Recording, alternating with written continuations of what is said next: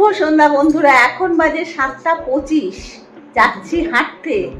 আর এই যে ইনি খাচ্ছেন খাবার, ডিনার। ও ডিনারে কি খাচ্ছে দেখো, ভেন্ডি আলু মশলা, রুটি আর আম। এটা হচ্ছে এর খাবার। আর একজন খেলা দেখছে, এখনো যেয়ে উঠতে পারেনি। আমি চললাম,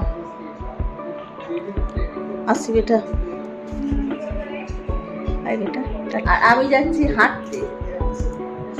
হেঁটে এসে কথা বলবো, খুব গরম। কি অপূর্ব দেখতে না, এই জায়গাটা না বেশি হাওয়া আছে, ওই জন্য খুব ভালো লাগছে। দেখো